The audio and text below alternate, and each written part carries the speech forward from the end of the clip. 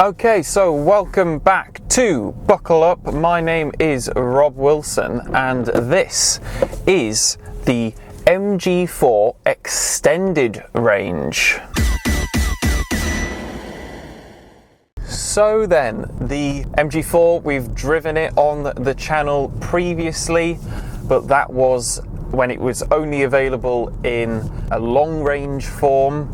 There's now this new one, the Extended Range, and it's got a bigger battery, and obviously because it's called the Extended Range, it has more range. So it has 323 miles of range on a WLTP cycle, which is very impressive, especially when you consider the price point of this vehicle, because it is considerably cheaper than anything that it would be rivaled against.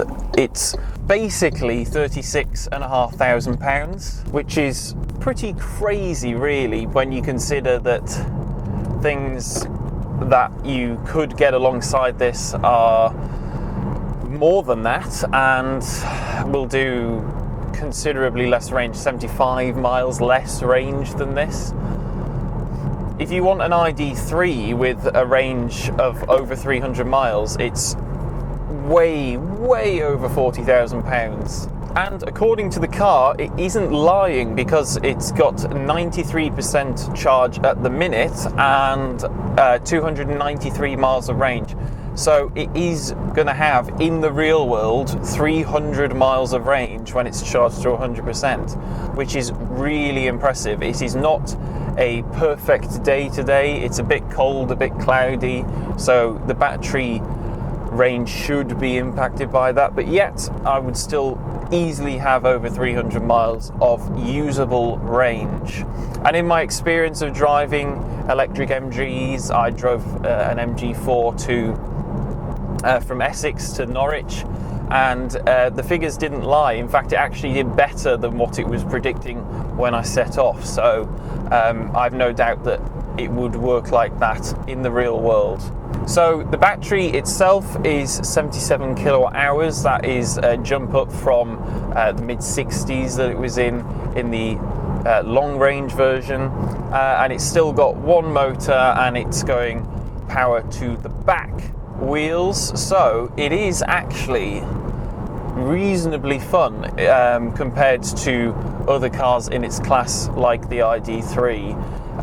Although the ID3 is rear-wheel drive like this, it's just not quite as fun as this car is.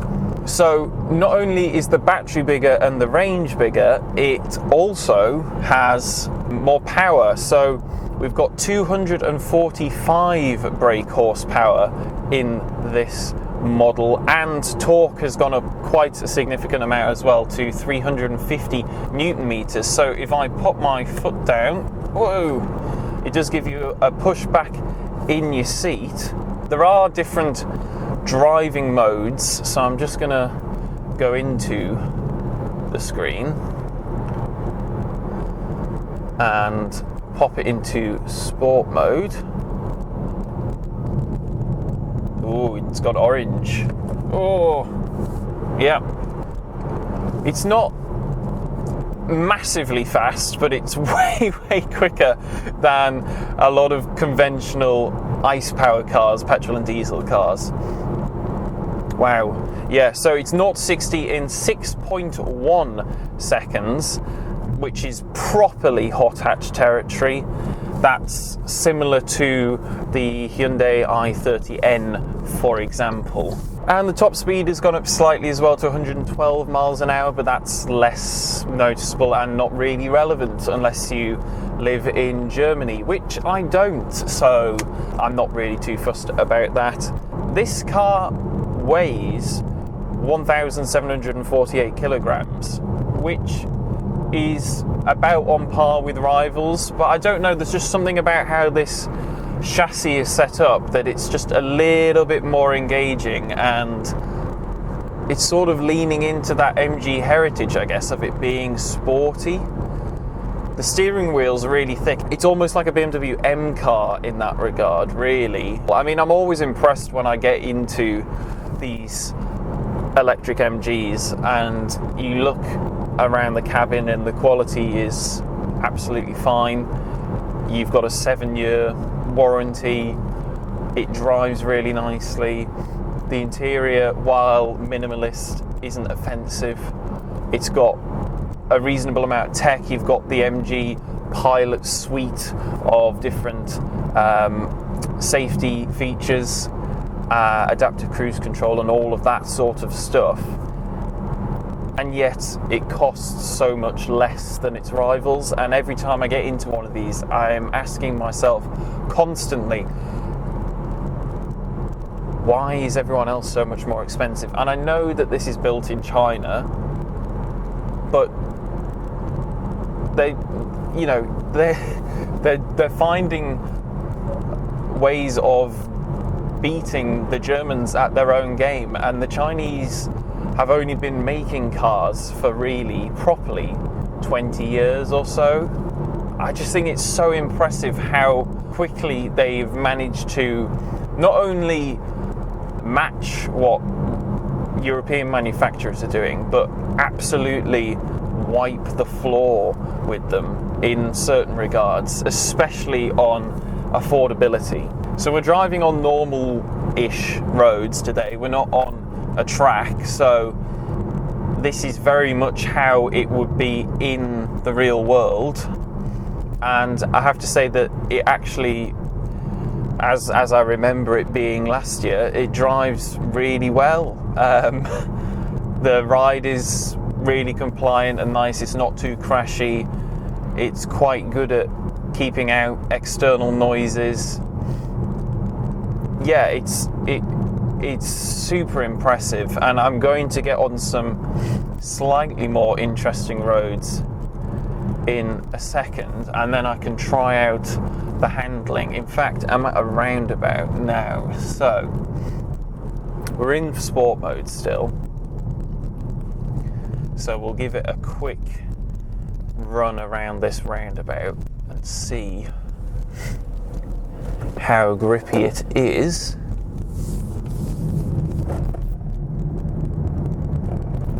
So it just starts to run wide when you do silly speeds, but at least it's good to know that the front goes before the back, because I know from experience that you can actually get the back end out on this car, and that to me is just a measure of how nicely the chassis is set up in this. And then materials wise, yeah, there's, it's not the nicest feeling plastic, but it's still soft, and I really don't care when we're talking about the amount of savings that we're talking about compared to its rivals. Like a Honda E is more expensive than this car, and that has a range of about 100 miles, and this will do over 300.